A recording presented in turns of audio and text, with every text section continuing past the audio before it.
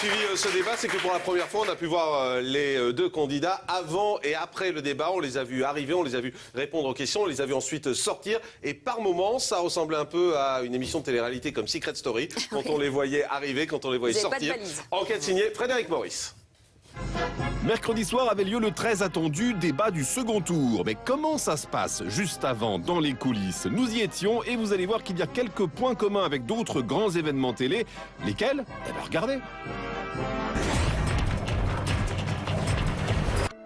Il est 19h et il règne une ambiance de festival de Cannes dans cette petite rue de la Plaine Saint-Denis. Les journalistes commencent à s'installer en face du studio 107 en attendant les candidats et leur soutien. Premier constat, il pleut. Et deuxième constat, tout le monde n'est pas logé à la même enseigne. Nous on est bien ici parce que comme ça on va avoir l'arrivée des candidats et en plus comme ça on n'a pas besoin de payer pour le praticable. Eh oui, tout est toujours une histoire d'argent. Comme d'habitude, les pauvres font leur direct sous l'eau et les deux pieds dans la boue, et les riches, bien peignés, le maquillage impeccable, interviennent bien au sec, en hauteur sur une très jolie estrade. Alors comment réussir à pénétrer sur ce petit carré VIP? Eh ben faut négocier. Tu me le prêtes pendant le duplex? Ouais. Mais tu vas te faire saucer, hein. Eh ben voilà, en troquant mon joli parapluie blanc, j'arrive dans le Saint des Saints. Un bel hommage est même rendu à mon parapluie en direct sur iTélé. Jérôme Bertolus sous la pluie lui aussi et sous son parapluie devant ses studios de la Plaine Saint-Denis.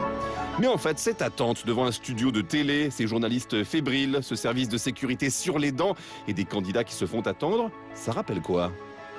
Dans une magnifique limousine, voilà David. Et voilà Brigitte.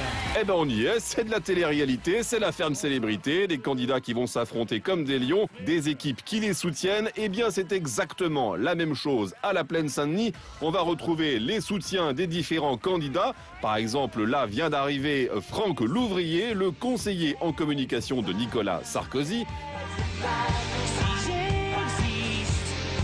qu'il y a des objectifs, Tom? Vous verrez ça, on en reparlera après. Ici Daniel Vaillant, le maire du 18e arrondissement de Paris et soutien de François Hollande. Aujourd'hui, François Hollande, il a travaillé comme d'habitude. Vous avez vu déjà François Hollande ne pas travailler? Et comme dans les émissions de télé-réalité, il y a un public en folie.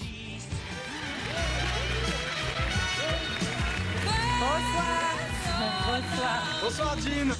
Là aussi, il y avait un public en folie, mais bon, il ne crie pas exactement la même chose puisqu'il s'agit des ouvriers en colère de Peugeot à Aulnay-sous-Bois.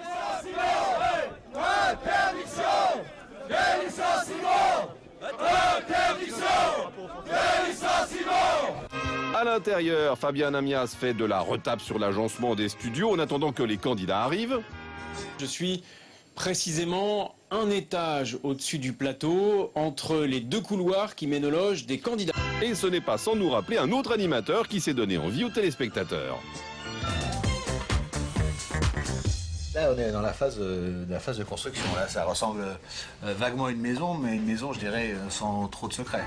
Et ben voilà, tout pareil, mais les stars tardent à montrer leur nez. Oula, on croise même la caméra Dark Vador. Quand soudain, telle une vision dans le lointain, le premier candidat arrive, François Hollande, en guest star, et qui en plus va saluer son public. Je sais aussi quelle est votre mobilisation, et donc sachez bien que après le 6 mai, si les Français me choisissent, nous aurons rendez-vous. Nicolas Sarkozy, de son côté, la jouera ultra VIP et ne sortira pas de sa voiture. Si en télé-réalité on pose des questions stupides... Dans un instant, vous allez rentrer dans la ferme célébrité. Combien de temps pensez-vous que votre brushing va tenir à l'intérieur de la ferme? Pas très longtemps parce qu'il y a beaucoup d'humidité, mais on s'en fout de ça. Globalement, on pose le même genre de questions au président de la République. Nicolas Sarkozy, votre état d'esprit ce soir? Nicolas, vous êtes gentil, mais vous n'allez pas me demander mon état d'esprit à tous les étages. Ça fait 3 fois qu'on me le demande. Je réponds à une invitation pour faire un débat. Voilà, ça c'est fait. Pauvre Fabien Amias de France 2 qui n'aura pas vécu là son meilleur moment de télé. Eh bien voilà, vous avez vécu l'avant-débat comme si vous y étiez, presque comme une première de télé-réalité. Dimanche, n'oubliez pas de voter, mais évidemment, pas en SMS.